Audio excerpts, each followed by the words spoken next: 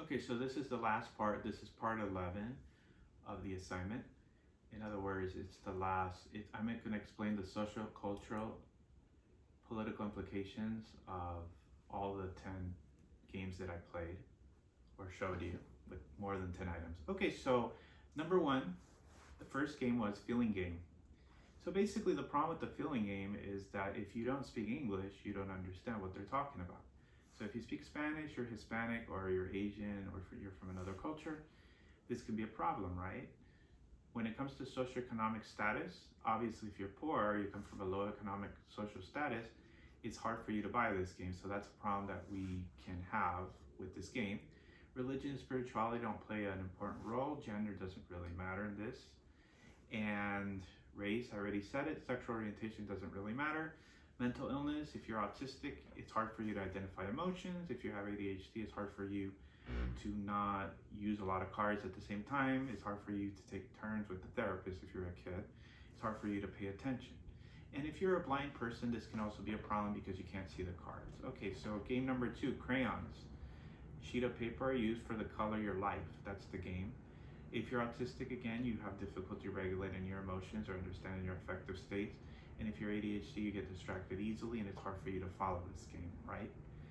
Religion and spirituality don't play a role. Socioeconomic status is not a big deal because it's not that expensive to buy crayons.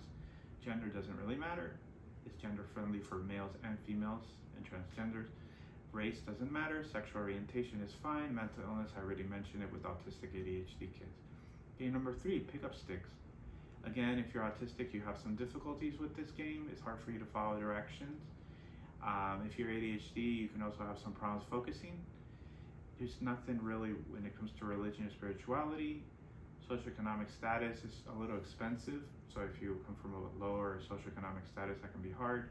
Gender doesn't matter. Race doesn't really matter. Sexual orientation is fine. Game number 4, Mad Game. You use blocks. Religion and spirituality are not considered. Low socioeconomic status might have some difficulty behind the game, but not as much. Gender doesn't really matter. Maybe it's more in favor of men than women, but blocks are fine for both. Race doesn't matter. Sexual orientation doesn't really matter. And mental illness, not really. ADHD kids can play with this pretty well, although sometimes they might have some temper tantrums or anger issues, and this is why they might have difficulty focusing to put the blocks in order, right? Game number 5, focus on the clock. This can be a problem for some younger kids. They might not be able to read the book when they're focusing on the clock. So the focusing on the clock is the therapist times them with the clock, right? And the child reads for a certain amount of time, for like a minute or 2. And if you have ADHD, this is very hard to do because you get distracted. Also, younger kids, like I said, have problems reading. Also, with the focus on the clock game, dolls can be used, and obviously this favors females, right? Or transgender girls over men. So religion and spirituality are not important. Lower socioeconomic status is not a big deal. Gender, I already said it. Race doesn't really matter. Sexual orientation, not so much. And mental illness, I already mentioned it with autistic ADHD. Game number 6, slow motion, includes card games and timer. If you have ADHD, you have problems because you tend to have faster movements, and the therapist, when he tells you to basically slow down, this might be a difficult thing for an ADHD kid who is hyperactive. So the slow motion game can be a little bit difficult for those kind of games. Also, this game is more for 6-year-olds than younger kids. No religion, spirituality is mentioned. Socioeconomic status, not really. Gender is not important. Race, not really. Sexual orientation, I don't think so. And mental illness, I already talked about it. Most of these games, the feeling game is more, I forgot to mention, the feeling game is more for 6-year-olds upwards. The crayons is for everyone. The color your life is for everyone, any kid. Pick up sticks, about 6-year-olds and up, the same as the feeling game. The Mad Game and the blocks, 4 and up. Focus on the clock, 6 and up. Slow motion, 6 and up. Okay, so game number 7 would be Bubble Breast. This is good for every kid. They can be 3 or 4 and they can be playing this. It's inexpensive, it's good for low lower socioeconomic kids, lower socioeconomic status kids. Religion and spirituality doesn't play a role. Gender is fine for everyone. Race doesn't matter. Sexual orientation and mental illness is fine.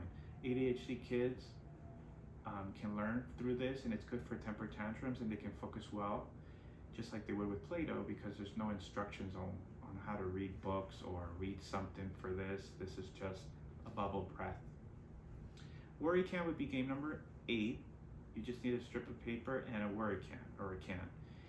One of the things about the worry can is that if someone is very religious or spiritual, they come from a Hispanic or Asian background, basically a minority background, they can have superstitious thinking, and they might be scared of things because of their religion and their spirituality. So they can write in the strip of paper what things they're scared of, and they can put this in a worry can. So that would be religion and spirituality. When it comes to lower socioeconomic status, it can be a little bit pricey, so it favors middle class or rich people. Gender, not really, although maybe a little more men. Race, not really.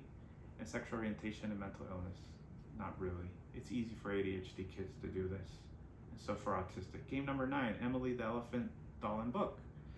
So this is good for younger kids, and I would say about 6 years old up, because of the reading of the book.